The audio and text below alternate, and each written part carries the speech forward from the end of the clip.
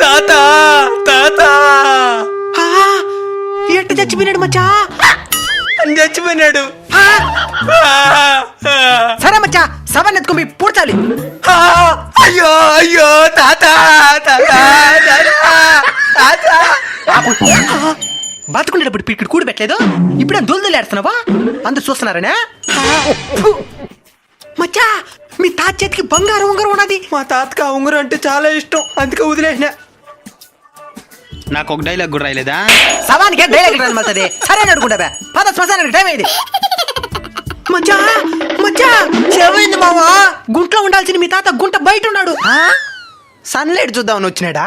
మూసుకో. ఎవరో బంగారం కోసం బయటికి అలాగే ఉంగరం తీసుకుని వదిలేస్తున్నారు. మీరు కూడా బంగారాన్ని వదిలేయద్దండి. మీరు ప్రేమతో వదిలేసిన దాని మీద చాలా మంది ఎదవులు కన్నేస్తుంటారు, ఎంతటికైనా తెగిస్తారు.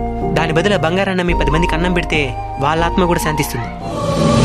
మా హీరో ఇంత ఎత్తుకి ఎదుగుతాడని నేను అస్సలు అనుకోలేదు. ఒక 10 అంతస్తులు ఎత్తుంటాడా? మా హీరో దగ్గరికి రావాలంటే కూడా మీ హీరోలు గడగడ వణికిపోతారు. ఏం కరోనా పాజిటివా?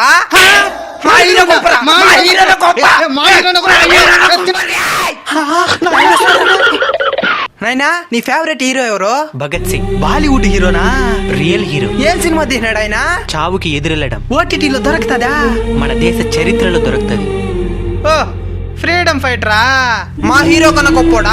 అసలు మీ హీరో గొప్పదనం ఏందే? మా హీరో ఒక్క సినిమాకి 50 కోట్లు తీసుకుంటాడు. మా హీరో దేశం కోసం 500 కోట్లైనా వదిలేస్తాడు. మా హీరో సినిమా కోసం ప్రాణం పెట్టేస్తాడు. మా హీరో దేశం కోసం ప్రాణాలైనా వదిలేస్తాడు. మా హీరోకి అభిమానులు అంటే ప్రాణం. మా హీరోకి దేశం అంటే ప్రాణం. మా హీరో హెలికాప్టర్ ఎక్కి ప్రీ రిలీజ్ ఫంక్షన్ కి వచ్చినాడు. మా హీరో ఉరికంబానెక్కి మనందరికీ ఊపిరి పోసినాడు. అయితే సినిమా హీరోలంతా బెస్టా?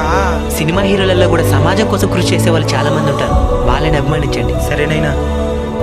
ఏం రంగయ్య?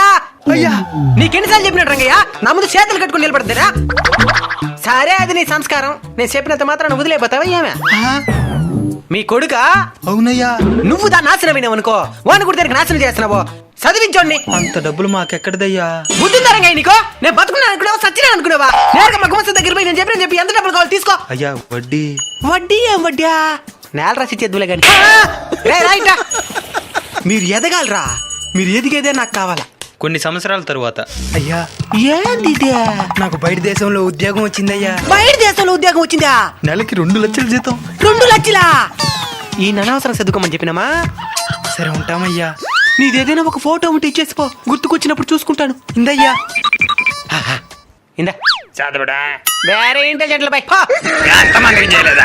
ఎదగాల, ఏదో మితంగా ఎదగాల. మాకంటే గొప్పగా ఏం ఎదిగేదే? సయ్యాడికి చేతబడి. అన్నా, ఎయిర్సెల్ రీఛార్జ్ కార్డీనా? 10 రూపాయలదా 20 రూపాయలదా? 10 రూపాయలది. 12 రూపాయలు. కంపెనీ పొడి ఏమో గానీ ఈడు కోటీశ్వరుడు అయిపోయి మారుకుంటాడు. ఇందా కాయంతో గీకు, లేకపోతే నంబర్లు పడుతాయి. మాకు తెలుసులే గాని. గేకర దిన్నా చెయ్యిరా రీఛార్జా. 7 రూపాయల 90 పైసలు పడింది. మన బంధువులు అందరితో మాట్లాడేయాలి. ముందు మన ఫ్రెండ్తో మాట్లాడదాం. హలో, బాగున్నావరా? బాగున్నాను. సరే పెట్టే. అమ్మా, ఒకరితో మాట్లాడేసాం. ఇప్పుడు మనం రీఛార్జ్ చేయడానికే ప్రధాన కారణమైన మన లవర్కి ఫోన్ చేద్దాం. హలో బంగారం, బాగుండావా? బాగున్నాను. ఏం చేస్తున్నావా? బ్యూటీ పార్లర్ లో ఉన్నాను. అయ్యో, అంతమంతా నాదే. ఇంట్లో ఎవరూ లేరు. ఇంట్లో ఎవరు లేదా? ఎప్పుడు రమ్మంటావా? యాంద్ర ఇప్పుడు బ్యాలెన్స్ అయిపోయిందా? ఇంకో కార్డు కొనుక్కుందామంటే కూడా డబ్బులు లేదా? మీకు కూడా మీ మధుర జ్ఞాపకాలు మీ మధ్యలో మెదలాడుంటే వాటిని కామెంట్ చేయండి. ఎవరు నా లోపల? వస్తున్నాను. వీళ్ళ ఇంట్లో అడిగి నీళ్ళు తాగుదాం సార్. వాళ్ళైతే మనకట్టి తక్కువ కులం, వాళ్ళ ఇంట్లో బిన్నీళ్ళు తాగుతారంటున్నావా? ఇదే మన కులం నీకు నేర్పించిందా? నీళ్ళు తాగండి సార్. అంటే మేము కూలింగ్ వాటర్ మాత్రమే తాగుతాం కాబట్టి వద్దు. అయితే కూలింగ్ వాటర్ తెస్తాను, ఉండండి. ఇందండి. డీటెయిల్స్ చెప్పండి. ఎవరైనా చూస్తున్నారా? ఎవరు లేదా సార్? ఇంకా ఒక రత్నం ఉంది, నా వల్ల దాహం తట్టుకొని మాలేదు సార్. మాట్లాడండి సార్. సార్, దాహం దాహం.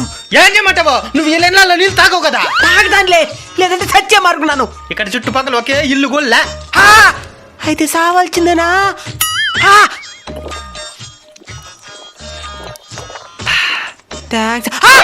ఇంక పెట్టిన కులగద్ది లేకుండా బతుకు.